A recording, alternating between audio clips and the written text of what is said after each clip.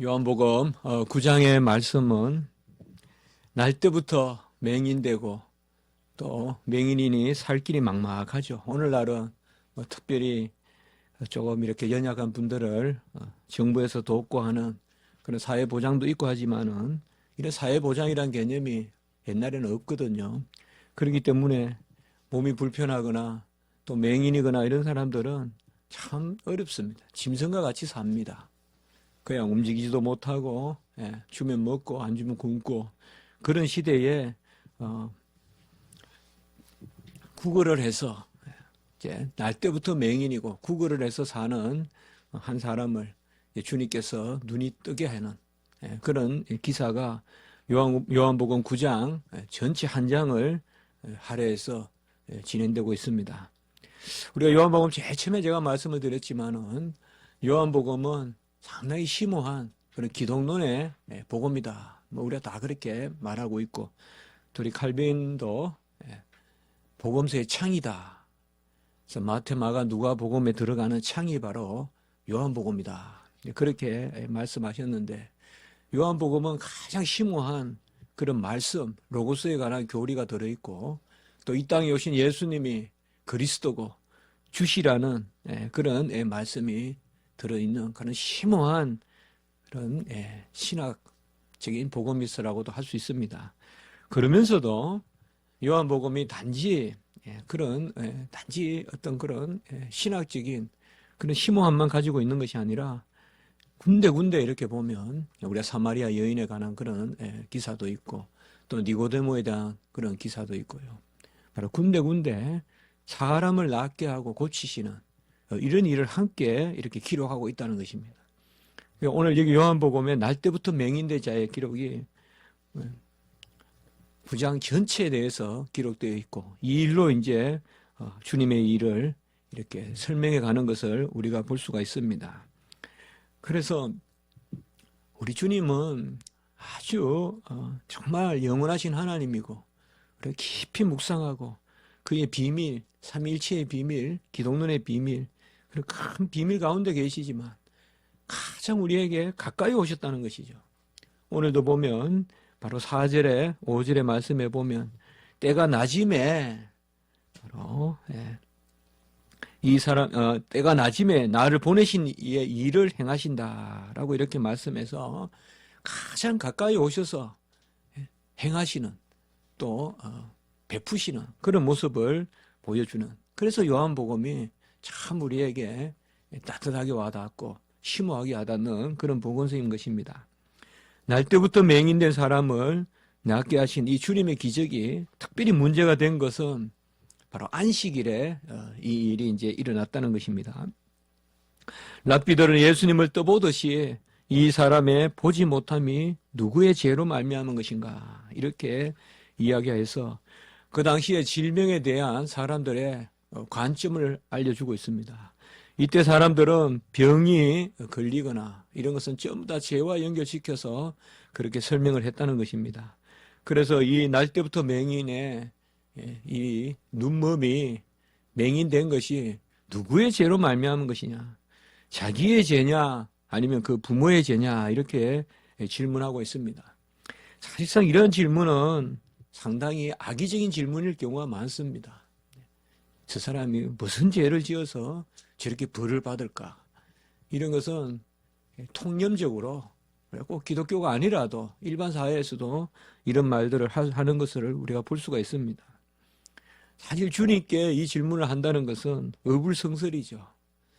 주님은 죄의 인과관계를 끊고 그냥 모든 인류가 그 죄 때문에 질병의 고통에 또 사망의 고통에 놓여 있는 것을 불쌍히 여겨서 그들을 낫게 하고 구원하시려고 이 땅에 오셨는데, 그런 근본적인 주님의 오심에 대해서 이건 어떻게 보면 배치되는 그런 질문이거든요. 사람의 어떠함을 이렇게 긍휼히 여기거나 또 불쌍히 여기고 바라보는 것이 아니라 죄를 헤아리는 거죠.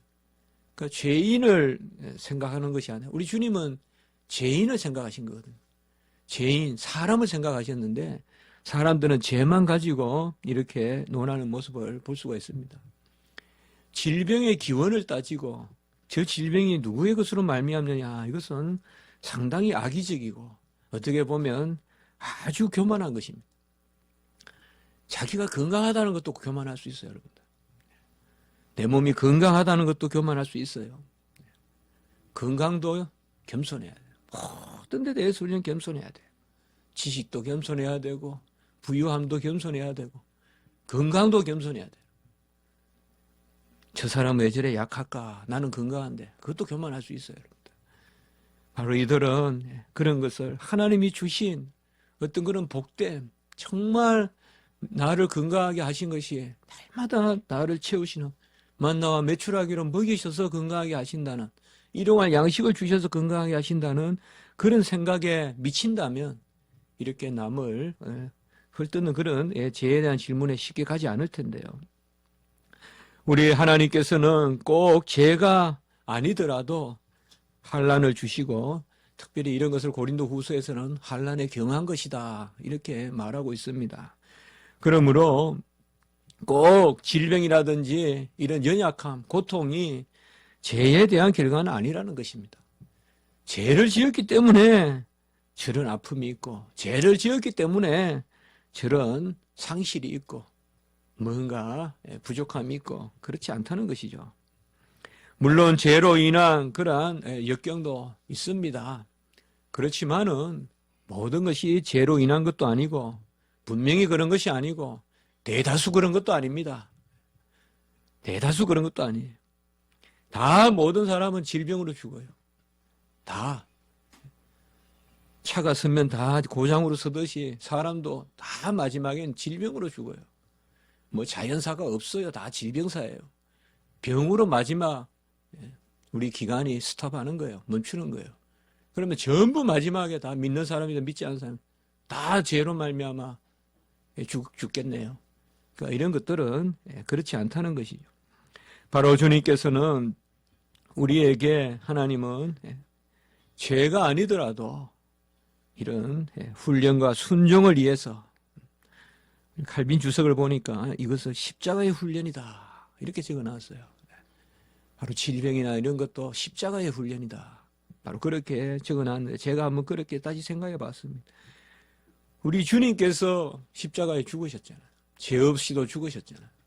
죄 없이도 못 박히시고, 그런 것을 보면 우리가 모든 것이 상하고 찢기고 다치고 하는 것이 다 죄로 말미암은 것은 아니라는 것을 우리가 말할 수 있고, 대다수도 그렇다라고 말해서도 안 됩니다. 다만 매사에 깨어 있어야 되기 때문에, 병이 걸려도 깨어 있고 건강해도 깨어 있고 이래야 되지.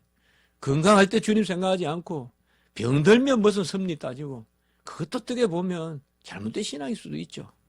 건강할 때도 마찬가지로 주님 섭리 따져야죠. 네 건강이 누구로 인한 것이냐? 똑같이 질문을 던져야죠. 사람은 왜 너 질병이 누구의 것인가만 물어요. 네 건강이 누구의 것이라는 것도 물어야죠. 그게 중요한 거예요. 욥의 친구들은 네가 왜 그렇게 자식도 잃고 재산도 잃고 악창이 나가지고 기아장으로 몸을 끓고 있고 아내에게도 저주를 받고 네가 왜 그런 입장이냐? 그것만 이야기하는데 사실 욥의 신앙은 그 친구들 신앙보다 앞서가요. 욥은 뭐라 그랬어요? 주신이도 하나님이요. 욥은 벌써 그 신앙은 넘어선 사람이에요. 취하시는 분도 하나님이시다. 너희들은 취하는 것만 자꾸 이렇게 하는데 사실 욥기의 주제는 그것이거든요. 어떤 하나님의 인과관계를 넘어서는 그런 섭리의 비밀이 있다는 것이죠. 우리가 항상 이렇게 질문을 던져봐야 돼요. 어떻게 보면요, 저 사람의 질병이 저 사람의 죄로 말미암는다라고 쉽게 속단하면 저 사람의 건강은 저 사람의 공로로 말미암은 것이에요. 그러면 그렇게 생각해 볼 수가 있잖아요. 저 사람의 질병이 저 사람의 죄로 말미암는다면 그러면 저 사람의 건강은 저 사람이 잘나서 그런 거예요. 공로로 말미암은 것이에요. 그렇잖아요. 그렇기 때문에 항상 두렵고 떨림으로 말을 한마디 해도 생각을 하나 해도 우리가 항상 하나님의 섭리를 인정하면서 바로 그렇게 봐야 되는 것입니다. 에스겔서 18장 20절에 보면 범죄하는 영혼은 죽을지라.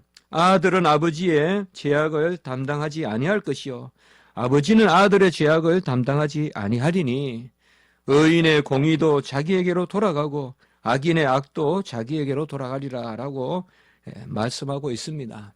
이 말은 부모의 죄가 우리의 죄로 바로 이렇게 물려받는다거나 죄를 대물림한다거나 무슨 가계의 저주가 이런 말 쓰기도 싫지만 하도 요새 이야기를 많이 하니까요. 가계의 저주니 아주 똑똑하고 아주 신학을 바로 배운 학생이 저한테 그 질문을 하더라고요. 가계의 저주에 대해서 그게 옳은지 그런지. 그래서 제가 하도 어이가 없어서 학생은 어떻게 생각하냐고. 그걸 생각할 거리라도 있냐고. 그 성경에 비추어 보면 되지. 무슨 가계의 저주가 있냐고. 물론 하나님의 뜻이 선을 행하면 1000대까지 베푸시고 악을 행하면 3, 4대까지 하겠다. 출애굽기 20장 5절, 6절. 그래서 이것도 또 문자적으로 번역해서 죄는 3, 4대까지 가고 또 선은 1000대까지 간다. 그렇게도 이야기하게 되는데 그렇게 하면 안 됩니다, 여러분들. 이런 것은 하나님의 섭리는 있어요. 섭리는 있어요. 그러나 이게 어떤 혈통을 통한 유전이라거나 요새 무슨 가계의 저주니 이런 말은 다 혈통을 통해서 죄가 유전된다는 거 아니에요. 그런 것은 아닙니다. 하나님의 섭리 가운데서 하나님은 가정 단위의 섭리가 있다 이 말이에요. 그걸 이야기하는 거예요. 가정 단위에. 그래서 우리가 유아 세례도 베풀잖아요. 하나님의 언약은 가정 단위로 역사하는 바가 있어요. 그러나 우리가 크게 그것을 인정하는 가운데 있어서 유아 세례를 베풀고 구약 때는 그 부모가 아브라함과 이삭과 야곱의 자손이기 때문에 그 부모에게 난 자식들은 할례를 시행했잖아요. 그런 것은 다 하나님의 뜻이 개인적인 그런 섭리도 있지만 교회 섭리가 있고 가정의 섭리가 있어요. 가정이 귀한 거예요. 가정이 정말 귀한 거예요. 가정은 우연이 아니에요. 하나님의 섭리예요. 우연으로 따지면 더 많은 필연이 가정 바깥에 있는 것 같죠. 내가 왜 저렇게 부족한 사람하고 결혼을 했는고. 바깥에 보니까 그냥 딱 들어맞는 사람도 많은데 그렇게 생각할 수 있죠. 그러나 아닙니다, 여러분들.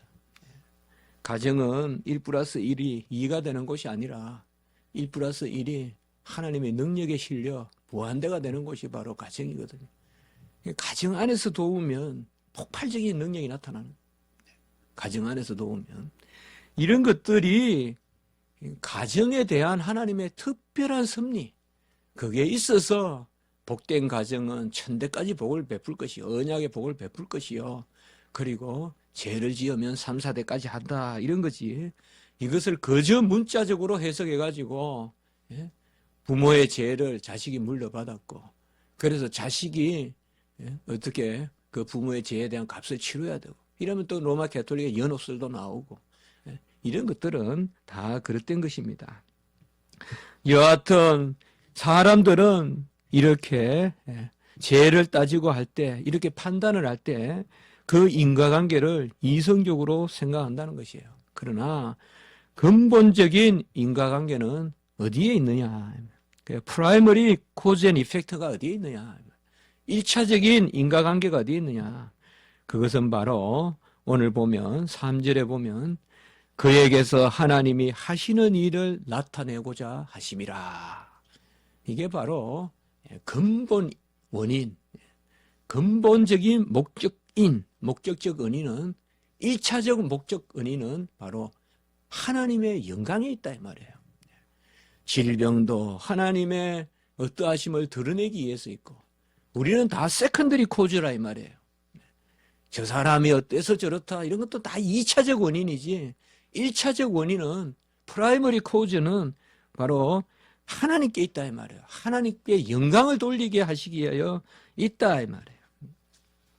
나사로가 왜 저렇게 죽어간다 하면서 다 눈물 흘리고 있을 때 우리 주님께서는 죽은 게 아니라 잔다 하면서 바로 저 나사로의 병도 하나님의 영광을 위하며 아들로 말미암아 영광을 받게 하려 함이라라고 요한복음 11장 4절에서 말하고 있잖아요.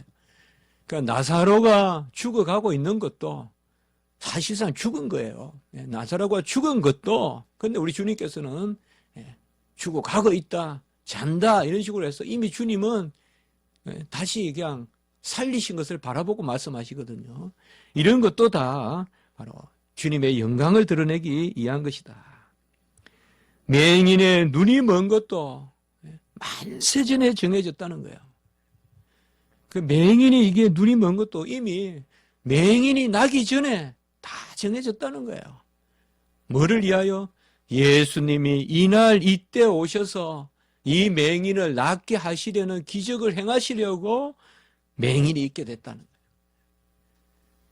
거예요. 하나님의 영광을 위해서 특별히 아들이 이 땅에 오셔서 행할 일을 보이시려고 이 맹인이 나면서부터 눈이 멀어 있었다라고 이렇게 이야기하는 것입니다. 사도 바울도 연약함을 자랑하고 바로 나의 연약함이 복음의 진보가 되고 또 연약할 때 강하고 연약함을 통하여서 오히려 하나님께 영광을 돌린다고 이렇게 노래하는 것은 바로 나의 연약함을 통하여 우리 주님이 영광을 받으시고 주님의 어떠함을 드러내시기 때문에 그러한 것입니다. 우리는 먹든지 마시든지 무엇을 하든지 다 주님의 영광을 위하여 하라고 했다면 어떻게 보면 모든 일이 다 하나님의 영광을 위한 것입니다. 우리의 질병도 우리의 고난도 질병은 마귀 사탄이 주는 것이고 질병은 마치 마귀 사탄이 무슨 마귀 사탄의 섭리가 있어서 마귀 사탄이 하고 좋은 것은 하나님의 섭리고 그게 아니다 이 말이에요. 질병이든 또 건강함이든 부유함이든 공고함이든 연약함이든 다 모든 것이 그래서 먹든지 마시든지 무엇을 하든지 주의 영광을 위하여 하라. 우리가 무슨 일을 당할 때도 이러한 마음으로요. 나의 이 지금 상황이 내가 처한 이런 모습이 어떻게 하나님께 영광의 도구가 될고 오히려 나의 연약함을 자랑하는 그런 것이 바로 오늘 말씀의 큰 뜻인 것입니다.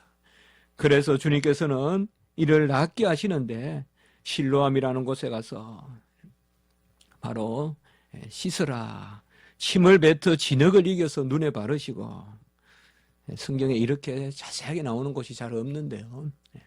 침을 뱉어서 진흙을 이겨서 그의 눈에 바르시고 실로암이라는 곳에 가서 씻으라. 근데 보면 여기 실로암이나 또 주님께서 4절에 보면 나를 보내신 이 그리고 7절에도 보면 실로암은 보냄을 받았다. 이 실로암이라는 이름이 주님을 위하여 있다는 거예요. 사실상 여기에 보면 지금 모든 것이 만세전에 다 정해졌다는 걸 뜻해요. 실로암이 보냄을 받았다는 것은 4절에 나를 보내신 이의 일을 이게 바로 예수님이잖아요. 그러니까 지금 이 실로암에서 씻어서 낫게 하실 일을 만세전에 미리 생각하시고 실로암이라는 이름도 이미 붙여진 것이고 이 소경의 눈먼도 만세전에 미리 예정하시고 작정하시고 그의 눈을 멀게 하셔서 그래서 이날 이 시에 만나서 낫게 하려 하셨다는 거예요. 그래서 이 실로암이라는 이름이 귀한 것입니다. 왜 주님께서 그냥 낫게 하면 되는데 어떨 때는 말씀으로 어떨 때는 말씀 없이 그냥 옷깃만 스쳐도 목깃만 만져도 낫게 하시고 그런데 오늘 여기는 왜 이렇게 침을 뱉어서 이겨서 어떻게 보면 조금 우리가 생소하기도 하는 그런 모습이잖아요. 눈을 뜨게 하려면 어떻게 눈을 이렇게 자꾸 벌려야 될 텐데 자꾸 진흙을 집어넣으면 어떡해요? 눈을 더 감으라는 거지. 그런데 침을 이렇게 뱉어서 이렇게 이겼다는데 어떻게 보면 좀 생소해 보이기도 하죠. 그래서 눈에 이렇게 하는데 여러 주석을 하지만은 저는 두 가지로 한번 생각해 볼 수 있을 것 같아요. 왜 주님이 이렇게 하셨느냐. 첫 번째는 주님의 친근함이다. 주님이 친근하게 하셨다. 그러니까 많은 주석에서 보면 이게 이 당시에 이스라엘 백성들에게 이러한 습관이 있었을 것이다. 아픈데 진흙을 발라서 이렇게 붙여주고 하는 것이 있었을 것이다. 일종의 민간요법, 그렇게 주석하는 사람들이 있거든요. 그런 것을 비추어서 바로 친근하게, 어떤 낯선 방법이 아니다. 이게 오히려 친근하게. 제가 이런 말 하면 우리 집에 집사람이 최고 싫어하는데요. 시골 사람 같다고 맨날. 저는 뭐 애들이 어디 아프면 된장 발라. 뭐 어디 아프면 그냥 그런 게 있거든요. 아빠가 만져줄게. 뭐 이런 거 있잖아요. 꼭 우리 애할머니가 이야기하던 옛날에 그런 것들이 많이 남아 있어요. 그래가지고 뭐 겨우 야기야기 하면 이제 할명수 먹어 뭐 애들한테 그냥 그랬는데 이제 민간요법이 많죠. 민간요법이. 그래서 어디 데이고 이러면 뭐 된장 발라. 그래 막 비과학적이다. 뭐 그러면서 이제 물로 뭐 소독을 시켜야지 그 된장을 바르면 되냐. 뭐 이런 생각 있잖아요. 근데 이제 친근하게 주님이 이렇게 하셨다. 친근하게. 그래서 친근하게 낫게 하시려고 그런 방법을 쓰셨다라고 한번 생각해 볼 수가 있어요. 그러니까 주님께서 아주 낯설게 하신 것이 아니고요. 두 번째는 주님께서 이러한 친근한 가운데 자연스럽게 믿음을 주셨다. 믿음을 갖게 하셨다는 거죠. 아까도 말씀을 드렸지만은 눈을 뜨게 한다 그러면 일단 우리가 1차적으로 뭐 깨끗한 물을 가져가서 씻겨서 한번 떠봐 뭐 그렇게 해가지고 낫게 할 것 같은데 그렇게 한 것이 아니라 오히려 그냥 스톱업 확 막아가지고 그냥 눈이 안 보이게 만들어가지고 그리고 나서 씻고 와라. 이런 것들은 뭔가 하면 그 친근한 가운데서 믿음을 심어주시는, 우리가 사마리아 여인에게도 보면 주님께서 아주 친근하게 그의 사생활을 자연스럽게 접근하면서 그러면서 그에게 믿음을 심어주시거든요. 오늘도 그런 모습을 볼 수가 있어요. 제가 요한복음 읽으면서 아주 놀라운 부분이 이런 부분이거든요. 그러니까 아주 심오한 그런 로고스, 우리 하나님, 말씀이신 하나님이 이 땅에 오셔서 아주 자상하게 주의 사역을 행하신다. 우리가 믿지 않았을 때 주님을 믿게 된다는 것이 얼마나 낯선 거예요. 생소한 것이고. 그러나 그것을 아주 자연스럽게 우리가 받아들이는 것이죠. 그건 뭔가 하면 주님께서 우리에게 그 구원의 친밀성을 더하여 주시는 거예요. 그래서 뭔가 그렇게 낯설지 않아요. 이방 종교는 다 낯설어요. 이방 습속은 다 낯설어요. 그러나 우리 주님께서 행하시는 구원의 역사는 그러하지 않습니다. 그래서 주님께서는 아주 친근하게 하시면서 자연스럽게 믿음을 갖게 하시는, 어떻게 보면 그가 우리에게 믿지 않을 수 없게끔 하신다 이거죠.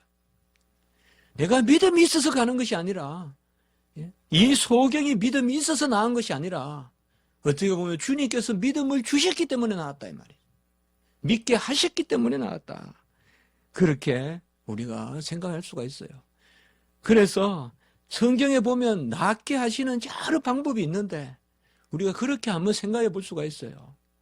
왜 어떤 사람은 이렇게 낫게 하고 어떤 사람은 그냥 가서 낫게 하고 어떤 사람은 씻으라 해서 낫게 하고 어떤 사람은 이렇게 진흙도 발라서 낫게 하고 다양한 방법인데 우리는 한번 그렇게도 생각해 볼 수가 있어요.